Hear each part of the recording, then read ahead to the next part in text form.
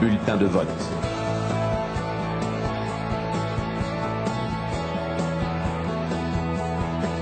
Bulletin de vote.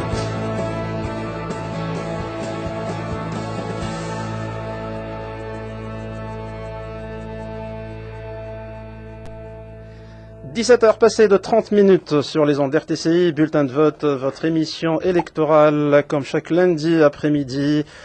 Cet après-midi, nous avons le plaisir de recevoir deux intervenants dans le processus électoral. D'abord, j'ai le plaisir d'accueillir avec moi M.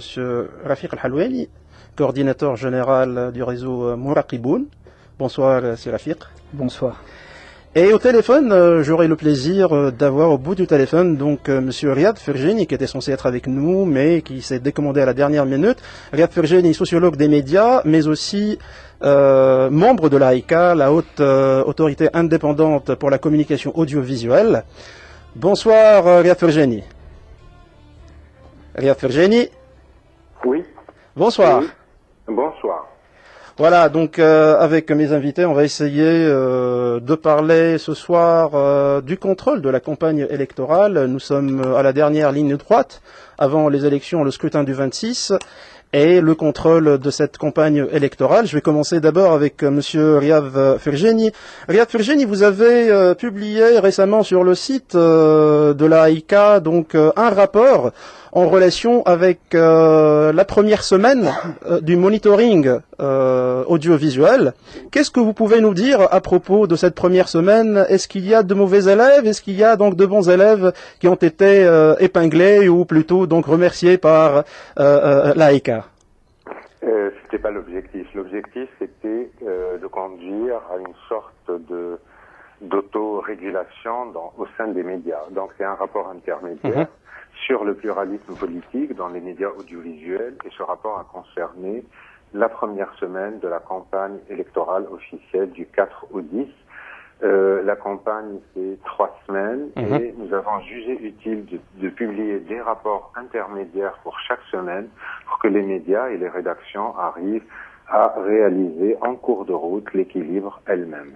Donc voilà l'objectif. Pourquoi ce rapport?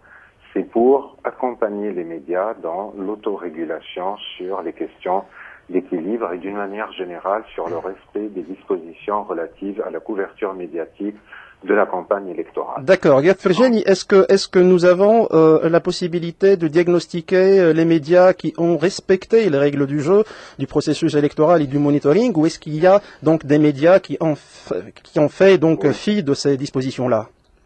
Il y a 2 ou 3 phénomènes, toujours provisoires, qui sont apparus. Bien sûr, il va y avoir encore deux rapports. Voilà. Le premier phénomène, c'est une forme de disproportion entre les télés et les radios.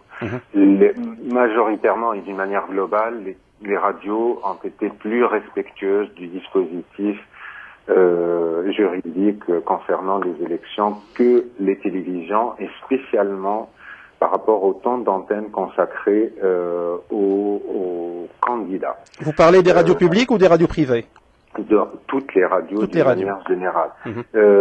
Oui, une remarque qui concerne les radios privées. Il y revient la part de Lyon, puisque c'est une obligation légale de diffuser ce qu'on appelle la campagne officielle, les 3 minutes des têtes de liste de toutes les circonscriptions. Donc c'est la campagne officielle, et ça prend énormément de temps d'antenne.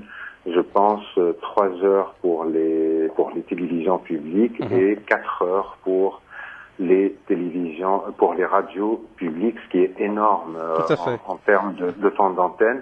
Mais cette partie-là n'a pas été intégrée dans notre analyse, puisqu'elle ne présente pas, puisque c'est chaque candidat à 3 minutes, donc il n'y a pas, les dispositions du code ont été respectées sur cette question, ce chapitre-là. D'accord.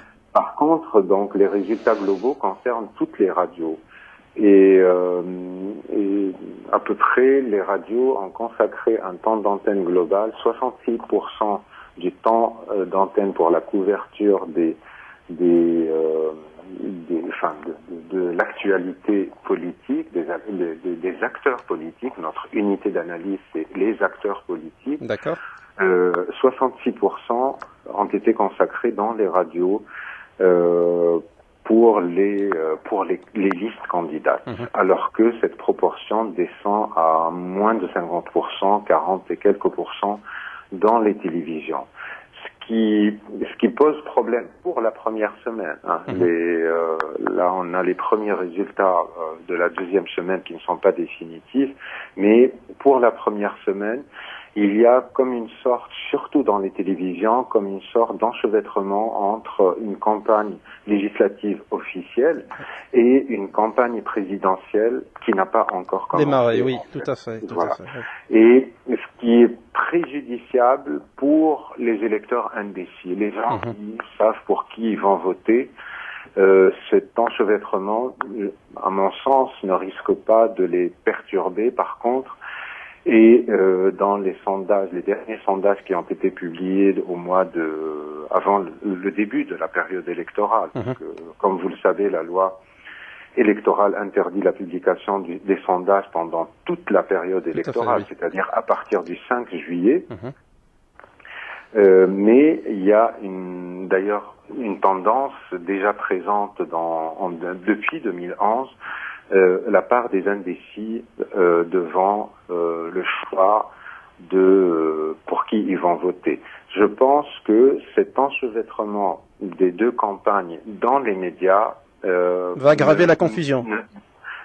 Non, c'est pas une question de confusion, mais ne facilite pas le choix des électeurs indécis. D'accord. Voilà. Virginie, d'autres questions, s'il vous plaît, puisque vous êtes avec nous. Là, on a remarqué deux phénomènes durant la dernière semaine. Le premier étant des retransmissions de meetings de partis politiques sur des chaînes privées.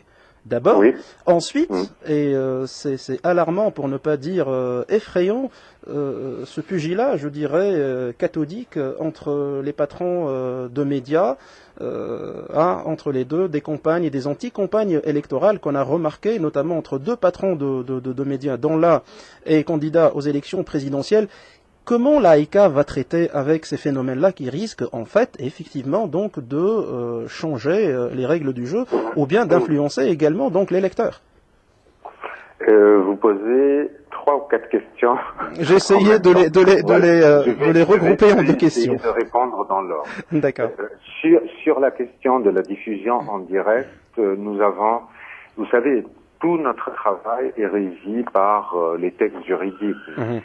Bien que il peut y avoir des interprétations possibles d'un texte, mais voilà, le texte juridique définit le cadre d'action de l'instance de régulation. Lorsque vous parlez de texte juridique, vous parlez donc de la loi électorale. Du 116 et de la loi électorale. De l'arrêté conjoint entre l'ISI aussi, oui. Voilà, oui, tous les dispositifs, il y a tout un dispositif juridique, peut-être c'est un point sur lequel on pourrait revenir.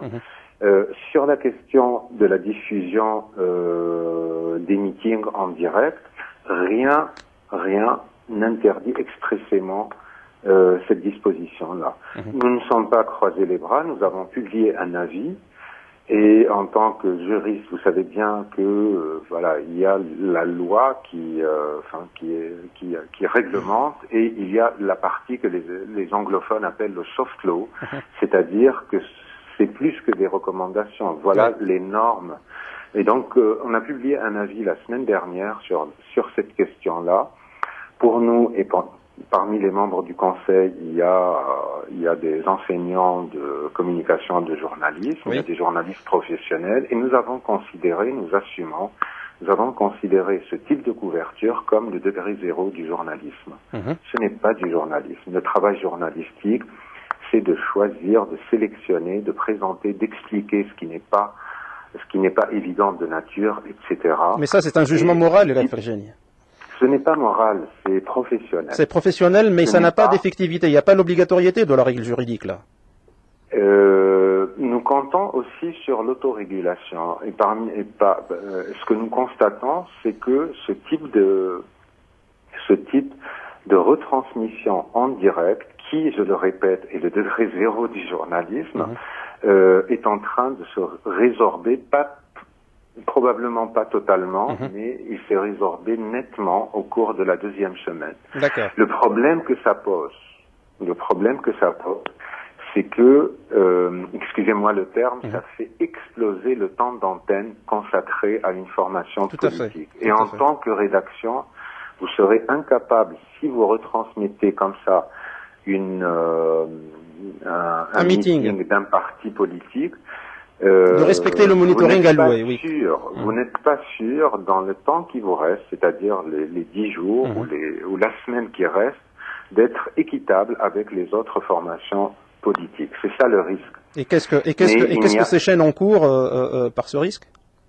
D'être totalement... Là, je vous ai dit que l'objectif, c'est d'accompagner les médias pour qu'elles s'autorégulent elles-mêmes au niveau de la couverture de la campagne électorale. On aura à débattre de ces questions-là à la fin, quand on aura les résultats des 3 semaines.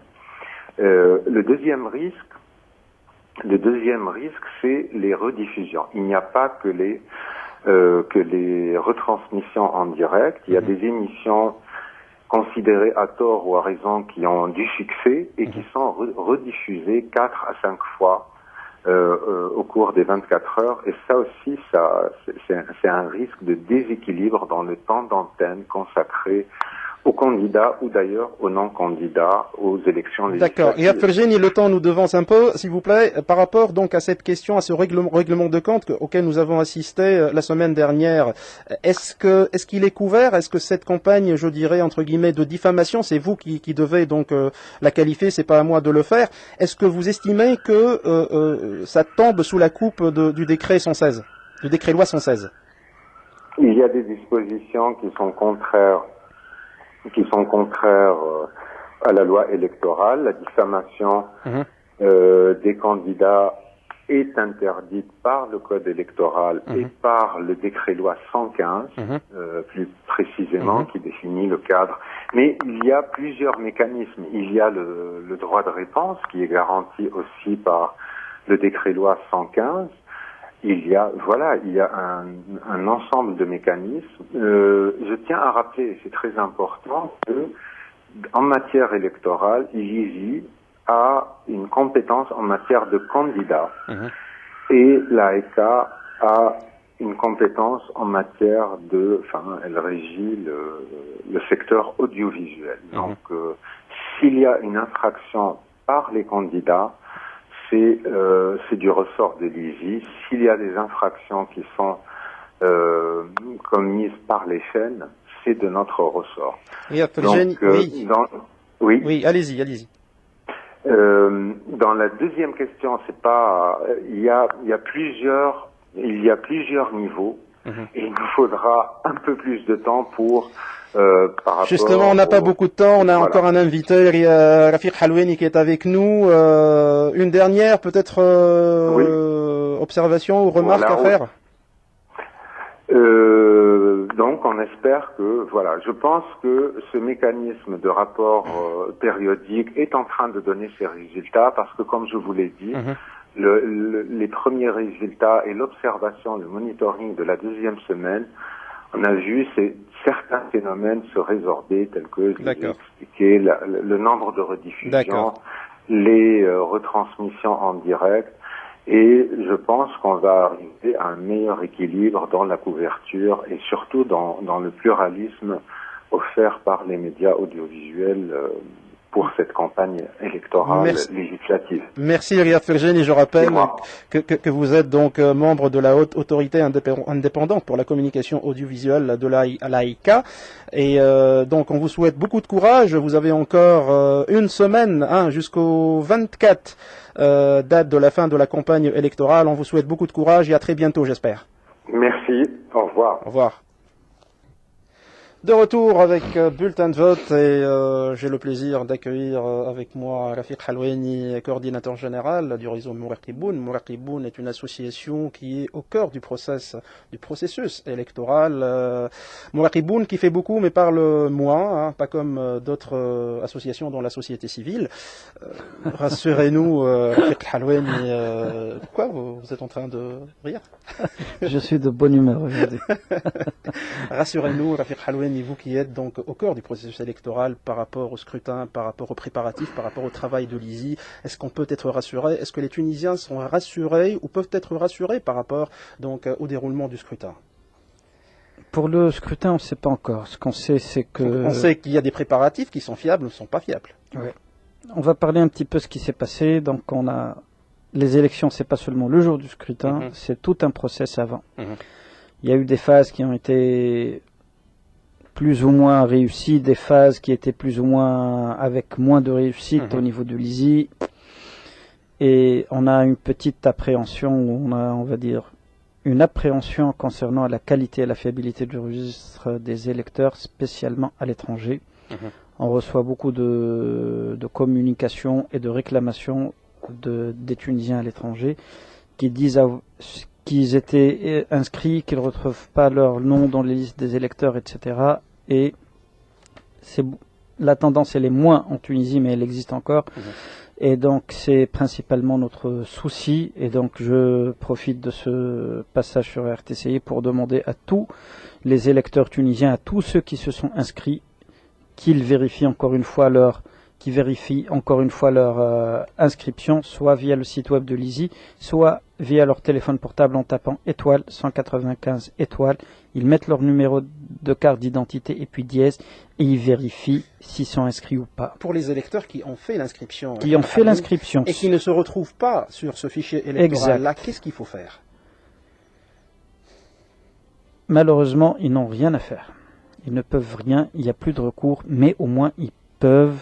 Parce qu'on risque de se retrouver le jour du scrutin avec des gens qui arrivent pour chercher leur nom dans les listes électorales pour voter. Ils veulent voter, c'est leur devoir, mais finalement ils vont se retrouver avec donc niente, rien du tout. Donc, On les conseille de le faire dès maintenant. Ils doivent le faire aujourd'hui, demain, après-demain pour les Tunisiens qui vivent en Tunisie. Pour nos compatriotes à l'étranger, ils devraient le faire via le site web le plus tôt possible. Et on essaiera de voir. Je voudrais aborder avec vous la question de la fraude, Rafiq Al-Halwani. On parle beaucoup donc de l'éventualité d'existence de risques de fraude, que les centres de vote sont infestés, je dirais, non pas de gens indépendants, mais de membres qui sont partisans. Vous qui êtes donc Mouraqiboun, vous êtes en train de contrôler les contrôleurs, hein, si je m'exprime ainsi. Qu'est-ce que vous avez fait? Est-ce que vous avez élaboré? Est-ce que vous avez aidé l'ISI à mettre en place une technique, des techniques pour juguler cette fraude-là? La loi électorale prévoit un seul mécanisme. Déjà avant ça, on a vu et on a remarqué, et on l'a dit en public, on l'a dit aussi à l'ISI, que les grands partis, ils ont poussé leur indépendance, et les indépendants des partis, c'est une particularité tunisienne, pour se présenter en tant que membre ou président des bureaux de vote. La loi prévoit, la loi électorale, une seule, on va dire, un élément de contrôle, c'est les listes elles sont publiées et les gens vont consulter ces listes et ils portent plainte. Oui, les oppositions. Les oppositions. Et donc, on a dit clairement que c'est pas un process fiable et que les gens ne le font pas. Et on a vu que les gens, ils n'ont pas porté, et il n'y a pas eu vraiment d'opposition dans les délais légaux. Ce qu'on a recommandé à l'ISI pour pallier à ce manque ou à ce problème, c'est de faire une sorte de... on met un tri par hasard, c'est-à-dire on essaie de faire une sorte d'un échange, c'est-à-dire on ne met pas 4 personnes du même bord politique dans un bureau de vote. Ça, c'est le grand problème. Donc, vous parlez des observateurs, là? Non. Les candidats. Je parle... Le grand problème, c'est d'avoir 4 membres des bureaux de vote partisans d'un même parti politique ou d'un même courant politique. Oui, ça, c'est vraiment très critique. Si on a des partisans de... Tu sais, difficile, ça peut arriver. C'est un risque, c'est un grand risque aussi. C'est un grand risque aussi, mais les gens ne vont pas déclarer, je dirais, leurs affinités ou leur obédience partisane. S'il y a 4 personnes qui proviennent d'un même bord politique, donc la neutralisation, vous jouez sur la neutralisation. C'est un petit peu faire jouer un petit peu l'hasard pour que c'est pas une personne qui désigne ces 4 personnes mais c'est un petit peu le hasard qu'il désigne. Et heureusement, l'ISI est parti finalement dans ce constat. C'était une recommandation de Mouraqiboun. Il y a des gens qui sont en train de se poser la question. Moi-même, j'ai eu une question de la part d'un observateur, de quelqu'un qui a été recruté donc par l'ISI pour être un membre de vote. Il m'a dit, est-ce que j'ai la possibilité de suivre l'acheminement des urnes après donc le vote du scrutin. Ben voilà. C'est-à-dire, j'essaie d'expliquer à mes auditeurs, vous savez, lorsqu'on va voter, les urnes après vont être scellées et envoyées à l'IRI, l'instance régionale donc pour les élections. Ensuite, ces urnes-là vont être acheminées jusqu'à l'ISI, c'est-à-dire l'unité centrale de l'ISI. Est-ce qu'entre-temps, il y a la sécurisation faite par les forces de l'ordre et les forces donc de la défense, mais est-ce qu'on peut suivre réellement, Rafiq Al-Halouani, cet acheminement-là? Une autre question que je vous pose aussi, des observateurs m'ont demandé si je constate une fraude dans la salle donc de vote, comment vais-je pouvoir l'approuver? Est-ce que je peux utiliser mon téléphone portable? Or, le téléphone portable est interdit d'utilisation. Comment on va prouver tout ça? Il y a beaucoup de questions qui sont en suspens, Rafiq Al-Halouani. Oui. Question 1. Est-ce qu'on peut suivre? Non, on ne peut pas suivre et on n'a pas à suivre. Les urnes, elles sont collectées par l'armée tunisienne, c'est pas les forces de police, c'est l'armée qui fait la collecte. Pour l'acheminement. Oui, ils font la collecte, l'acheminement, et c'est eux, ils l'emmènent au niveau des circonscriptions à une grande salle comme les salles de sport, etc. Nous, qu'est-ce qu'on doit faire? On ne va pas suivre, ça ne sert à rien de suivre le camion parce qu'à l'intérieur de camion aussi, beaucoup de choses peuvent se passer. Risques, oui. Donc, qu'est-ce qu'on fait nous? Les PV, ils sont affichés sur les portes des salles de classe, c'est-à-dire sur les bureaux de vote. On a une copie des PV et puis on va suivre aussi au niveau des centres de compilation, là où il y a la compilation, l'annonce des résultats, et on va faire un petit peu le parallèle. Ça, c'est un travail qui est fait par presque toutes les organisations de la société civile. Ça, c'est le point 1. 2, pour tout ce qui est fraude, donc, un observateur de la société civile, même s'il voit des irrégularités, il ne peut pas intervenir, il va faire son rapport et puis il l'envoie à sa centrale. Nous, on communique comme ça, sauf les choses dans lesquelles il peut intervenir, c'est vraiment les cas de sécurité vraiment très grave. Surtout que ces gens-là ne sont pas assermentés, et c'est ça le problème aussi sur un plan juridique. On a une déclaration sur l'honneur. Oui, mais elle est morale. Oui, elle est morale beaucoup plus que juridique. Rafiq Al-Halouani, vous serez avec moi le jour du scrutin, donc le soir à partir de 9h pour discuter un peu de ce qui s'est passé. Donc, mais entre-temps, on va laisser l'antenne parce que c'est la fin de bulletin de vote. C'est la fin. Vous avez donc une remarque, j'imagine. On demande clairement aux Tunisiens, allez voter, allez voter. Peu importe ce qu'on a dit sur le process, allez voter. Nous, on est là et on peut garantir que le vote se passe bien. Si ça se passe pas bien, nous, on va le faire savoir. Mouraqiboun, on est 4000 sur le terrain, on couvre toutes les circonscriptions. On a une méthodologie d'échantillonnage statistiquement représentatif. On saura tout ce qui se passe dans les bureaux de vote. On est là. En arabe, on dit Mouraqiboun Exactement, Mouraqiboun, voilà, Rafiq Al-Halouani, coordinateur général donc du réseau Mouraqiboun. Je remercie Faisal Helel à la technique, Hana Ben Maal à la coordination. Moi-même, je vous retrouve la semaine prochaine et le format de bulletin de vote sera d'1 heure la semaine prochaine, non pas une demi-heure. On va reprendre donc le format initial. D'ici là, je vous souhaite bonne soirée et allez voter le dimanche prochain. Au revoir. Bulletin de vote.